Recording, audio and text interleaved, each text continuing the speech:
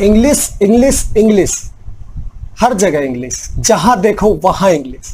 कोई मेरी रिस्पेक्ट नहीं करता, सारे लोग ही मेरी इंसल्ट करते हैं। ये इंग्लिश के बिना क्या कुछ नहीं हो सकता? अब मैं इंग्लिश सीख कर ही रहूंगा, मैंने डिसाइड किया।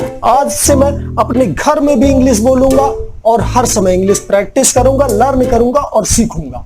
बेटा मोहन, पड़ोस वाले अंकल जी आए हैं, जरा 2 कप चाय तो बना देना। क्या बोलूं अब, लेकिन मैं आज मॉम से भी इंग्लिश में ही बात करूंगा। Mom, milk is tear, milk is tear. ये क्या बोल रहा है? मिल्क इज पागल हो गया है क्या? नहीं नहीं मम्मी, नहीं, वो कुछ नहीं, वो ऐसे ही बोल रहा। बेटा श्याम, सुबह हो गई, उठ जा जल्दी, आज तेरा एग्जाम है। सोता ही रहेगा क्या? 1 hour later. Oh no, Mom, why don't you wake me early morning? A few moments later. Please, लगता है मैं कैसे सीखूं, लगता है कोई अच्छा सा इंस्टीट्यूट ज्वाइन ही करना पड़ेगा, तभी मुझसे इंग्लिश आएगी। तो देखा आपने, सही इंग्लिश ना बोलने की वजह से हमारे देश में कितने लोगों को कई सारी प्रॉब्लम्स होती हैं और जिनकी वजह से वो अपने करियर को चूज नहीं कर पाते, या तो उन्हें जो रिस्पेक्ट मिलनी चाहिए वो नहीं मिल पाती है। लेकिन क्या आपको लगता है कि अगर आप कोई भी इंस्टीट्यूट को ज्वाइन करते हैं तो आप या तो इजीली इंग्लिश सीख सकते हैं या तो रातों रात आपको इंग्लिश आ जाएगी? No friends, never. आपको इंग्लिश अचानक से नहीं आ सकती। मे बी कि if you have lots of vocabulary, आपके पास वोकैबुलरी है, आपका ह्यूज इंटरेस्ट है, तो आप इसको इजीली मिनिमम 2-3 मंथ्स में सीख सकते हैं, hardly maybe 6 months. But if you are not passionate to learn English, तो वह इंग्लिश सीखने में आपको समय लग सकता है। अगर आप अच्छी इंग्लिश बोलना चाहते हैं तो आपको उसके प्रति डेडिकेट होना पड़ेगा, इंग्लिश बोलना पड़ेगा, सुनना पड़ेगा और लिखना पड़ेगा। जी हाँ दोस्तों, आपने देखा होगा कुछ YouTube वीडियोस में आप देखते होंगे कि आपसे कहा जाता है कि देखने से, सुनने से, बोलने से और सोचने से इंग्लिश आती है। Yes, I agree with that.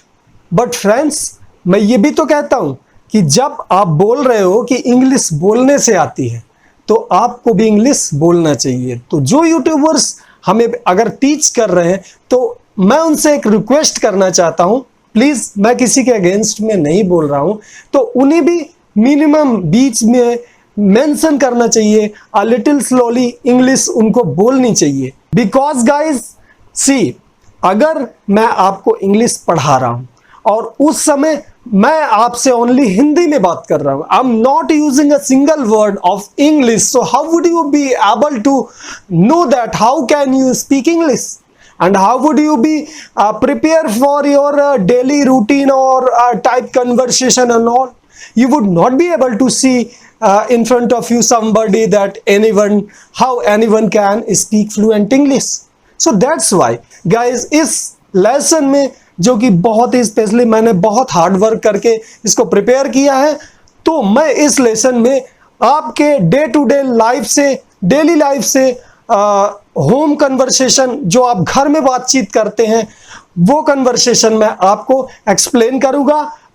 And friends, अगर आपको ये वीडियो अच्छा लगता है तो प्लीज कमेंट बॉक्स में कमेंट करके मेरे को बताएं, ताकि मैं रिलेटेड वीडियो आपको प्रोवाइड कर सकूं और इंग्लिश कैसे सीखना है 1 by 1 पर्टिकुलर लेसन्स में मैं आपको एक्सप्लेन कर सकूं इजी वे में। तो मैं यही कहना चाहता हूं गाइज कि आज मैं जो लेसन बताऊंगा उसमें इंग्लिश की प्रैक्टिस कराई गई है और मैं उसको बहुत ही अच्छे ढंग से प्रैक्टिस कराऊंगा आपको। तो सिर्फ यूट्यूब में सुन के कि देखने से, सुनने से, बोलने से, वो सुनने से नहीं होगा गाइज, उसको इम्प्लीमेंट करना होगा। वहाँ सही बात कही जाती है, लेकिन जब आप अपने सामने किसी आइडल को बोलता देखें, उसकी बात सुने। जैसे अगर इंग्लिश में कोई यूट्यूबर बोलता है या कि आप न्यूज़ सुने, तो there are many ways guys, and if you want to speak English fluently you can speak, that's nothing trouble, you know. You have to collect a lot of vocabularies and you have to be passionate of speaking English. You have to keep speaking. You don't have to stop. तो आपके अंदर से निकल के आना चाहिए कि मुझे इंग्लिश बोलना है। जैसा कि वीडियो क्लिप में आपने देखा होगा, उस लड़के ने ये डिसाइड किया कि मैं इंग्लिश बोलूंगा, घर में भी बोलूंगा। तो मे भी कि हो सकता है वो सीख गया हो। तो गाइज, अगर आप भी सीखना चाहते हैं तो लेसन को फॉलो करें और प्लीज स्टडी पॉइंट को सब्सक्राइब करना ना भूलें और कमेंट करें, वीडियो शेयर करें। तो चलिए स्टार्ट करते हैं अपना list. So well friends, you can see that यहाँ पे आपको होम, एट होम वाले जो भी सेंटेंस हैं, जो भी आप मोस्टली घर पे यूज़ करते हैं या कुछ लोग साय करते हैं, ये चीज़ मैं मेंशन करना चाहता हूँ कि कुछ लोग साय होते हैं कि अरे मैं घर में इंग्लिश बोलूँगा तो घर वाले क्या कहेंगे कि बहुत इंग्लिश बोल रहा है। या ये चीज़ें मैंने प्रीवियसली भी बताई है और ये कुछ लोगों के साथ नहीं, बहुत लोगों के साथ होती हैं, लेकिन वो उसे रिवील नहीं करते कि ये प्रॉब्लम्स मेरे साथ होती हैं, वो हाइड करते हैं, लेकिन अंदर ही अंदर वो सोचते रहते हैं I can't speak so I am not gonna try. चलिए आइए बात करते हैं इन सेंटेंसेस के बारे में। तो you don't have to be shy. Let's see the first sentence. This is the दूध फट गया है। यूजुअली फ्रेंड्स, जब इस तरह के कोई सेंटेंस हमारे सामने आते हैं तो हम कंफ्यूज हो जाते हैं। दूध फट गया, अब यहाँ फट गया है कि क्या इंग्लिश लिखूं मैं? एग्जैक्टली होता है ना, ऐसा मेरे साथ भी होता था। बट फ्रेंड्स, एक टाइम के बाद ये चीज़ें होना बंद हो जाती हैं। आपको पता चल जाता है कि दूध के साथ फट जाना की इंग्लिश क्या होगी। जैसा कि आप मेरे पीछे यहाँ पे देख सकते हैं कि फट गया की इंग्लिश यहाँ हो जाएगी टर्न्ड सोर। द मिल्क हैज टर्न्ड सोर। दूध फट गया है। अब यहाँ टर्न मतलब चेंज हो गया उसका फॉर्म, और शोर मीन्स, शोर का वैसे तो मतलब खट्टा होता है, तो एक तरह से दूध फटने के बाद थोड़ा सा उसमें शोरनेस आ जाती है, तो ये उस तरह से। नेक्स्ट सेंटेंस इज कमरा साफ रखो। कई बार हम बोलते हैं कि कमरा साफ रखो, ये यूजुअल सेंटेंस है फ्रेंड्स, हम अक्सर ही बोलते हैं। मे बी कि हमारे पेरेंट्स बोलते हैं हमें, या कि कई लोग बोलते हैं। तो इसका इंग्लिश आप देख सकते हैं, बोर्ड पे आप देख रहे होंगे कि कीप द रूम डस्टेड। कितना सिंपल है friends, keep the room. Friends, usually होता क्या, कोई सेंटेंस आते ही हम हड़बड़ा जाते हैं कि इसका मैं नहीं कर पाऊंगा, this is beyond of my capacity, but it is nothing like that. बहुत सिंपल होते हैं। अगर आपने वोकैबुलरी स्टडी की है और बेसिक टेंसेस का नॉलेज आपको है या कम भी है, तो आपने प्रैक्टिस की है कन्वर्सेशन की, तो आप इजीली कर पाते हैं। अगर नहीं किए तो आप कर सकते हैं आप। ओके, तो यहाँ पे हो जाएगा keep the room dusted. Dusted मतलब जैसे कि आप कोई चीज़ साफ सुथरा रखने की बात करते हैं, डस्टेड मतलब डस्ट से रिमूव। आप ऐसे भी समझ सकते हैं, आपके समझने के ऊपर है। मे बी कि ये वोकैबुलरी आपको याद हो जाए। एंड नेक्स्ट इज आपके कितने बच्चे हैं। ये भी यूजुअल क्वेश्चन है, प्लीज डोंट माइंड इट। आपके कितने बच्चे हैं अक्सर लोग पूछ लिया करते हैं। कभी हम किसी पर्सन से मिलते हैं तो पूछते हैं आपके कितने बच्चे हैं, तो इंग्लिश में मुझसे कुछ इस तरह से पूछेंगे, how many children do you have. How many का मतलब कितने, हाउ मच यहाँ नहीं बोलना क्योंकि क्वांटिटी। ओके गाइस, तो क्वांटिटेटिव नाउन्स का ध्यान रखना है। तो हाउ मेनी बोलेंगे क्योंकि बच्चे अनकाउंटेबल तो है नहीं कि हाउ मच बोलेंगे, तो how many children do you have.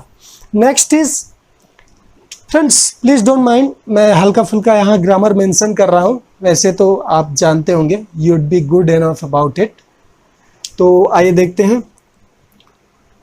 मैं जरा तैयार हो लूँ। अक्सर बोलते हैं अपन कि मैं जरा तैयार हो लूँ, मैं जरा तैयार हो लूँ। जब भी सपोज करिए आपको कोई फ्रेंड आ जाता है, वो बोलता है यार जल्दी करो, अभी मेरे को मॉल जाना है, तो बहुत कुछ अर्जेंट सामान शॉपिंग करनी है। तो आप क्या बोलते हो, अरे रुक तो जाओ मैं ज़रा थोड़ा तैयार हो लूँ। तो यहाँ पे आप बोल सकते हैं let me get ready. This is very common, let me get ready, ऐसे भी आप इसको शॉर्ट करने बोलते हैं। तो चलिए कुछ और सेंटेंसेस देखते हैं इंटरेस्टिंग, और आप इनसे सीख सकते हैं और इंग्लिश बोलने की प्रैक्टिस करिए। इन सेंटेंसेस को आपको रिवाइज करना है, या तो किसी और भाषा में कहे तो रटना है, या कि मेमोरी में फीड करना है। लेकिन फ्रेंड्स ध्यान दीजिएगा, यहाँ रटने वाला आपको भूल जाएगा एक लेवल के बाद जब आप उसे रिपीट नहीं करोगे। लेकिन अगर आपने इन सेंटेंसेस को अपने दिमाग में बिठा लिया तो ये कभी लाइफ टाइम आपको भूलने वाले नहीं है। और इनको माइंड में रखने के बाद यूजुअली आपको अपने फ्रेंड से या भी कोई भी इंटरेस्टेड पर्सन है जो भी स्पोकन इंग्लिश में इंटरेस्टेड होता है उससे बातचीत करनी है, तो आपके सारे टॉपिक्स और सेंटेंसेस वगैरह क्लियर रहेंगे। Hope you understand.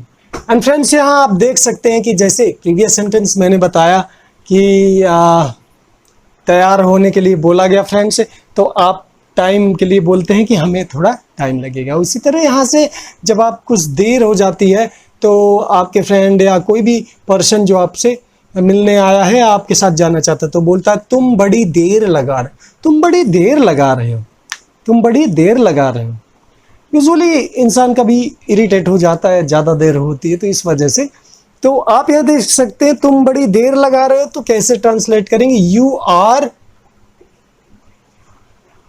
तो यहां आप कर सकते हैं ट्रांसलेशन, हे भगवान, you are talking, sorry, you are taking too long, आपको बहुत ज़्यादा समय लग रहा है या आप बहुत ज़्यादा समय ले रहे हैं। नेक्स्ट इज हम वहाँ वक्त से पहले पहुँचेंगे। यूजुअली होता है कि कहीं हमें जब जाने की जल्दी होती है और ऑन टाइम हमें या कोई मैरिज सेरेमनी में पहुंचना होता है या कि कोई भी सपोज ओकेज़न में पहुंचना होता है तो हमें जल्दी होती है कि हम कहीं लेट ना हो जाएं। तो इस सेंटेंस में हम इस वाक्य का यूज़ यूजुअली करते हैं, हम वहाँ वक्त से पहुँचेंगे, मतलब हम लेट नहीं होंगे। Okay guys, and next is अब मैं ज़्यादा इंतज़ार नहीं कर सकता। तो यहाँ पे आपका ट्रांसलेशन हो जाएगा we will reach there before time, we will reach there before time. अब मैं ज़्यादा इंतज़ार नहीं कर सकता, I can't wait, I can't wait any longer. I can't wait मतलब मैं ज़्यादा इंतज़ार नहीं कर सकता, एनी लॉन्गर मीन्स ज़्यादा नहीं कर सकता, आई कांट वेट मैं नहीं कर सकता।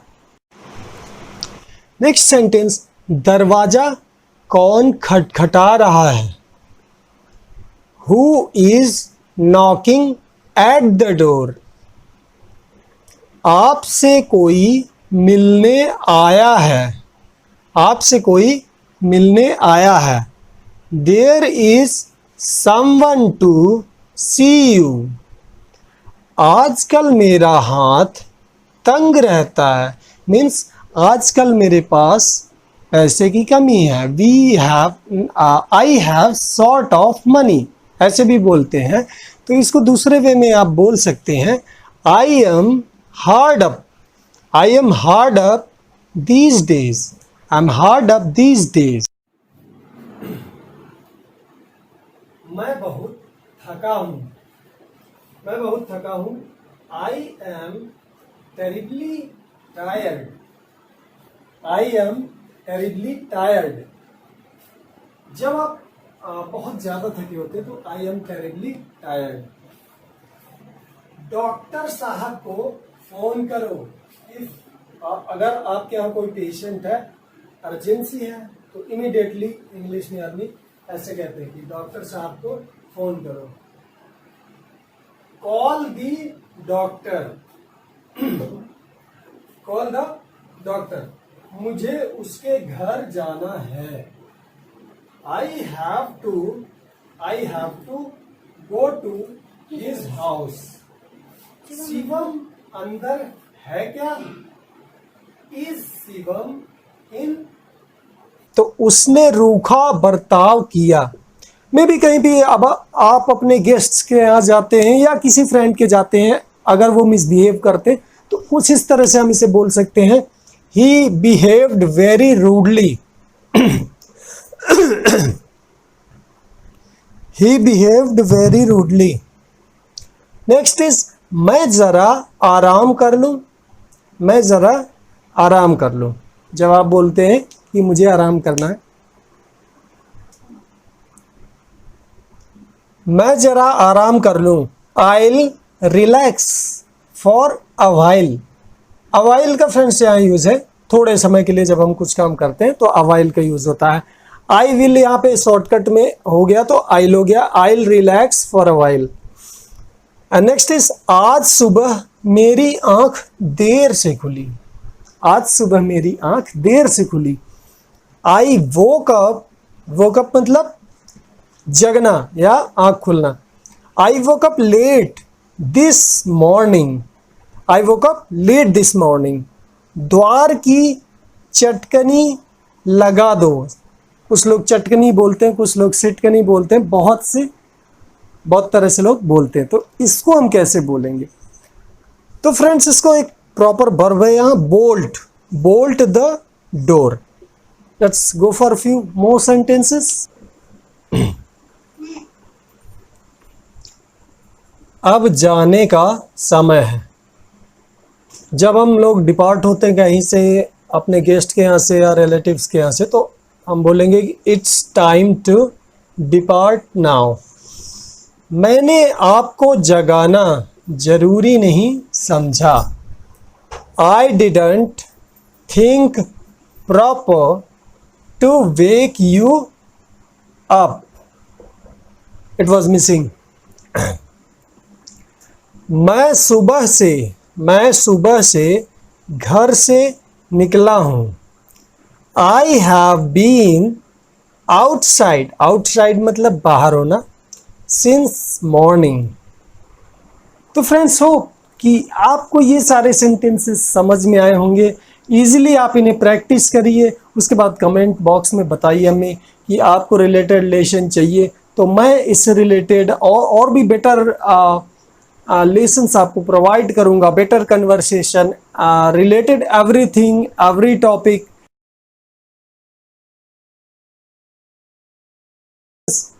Till then take care.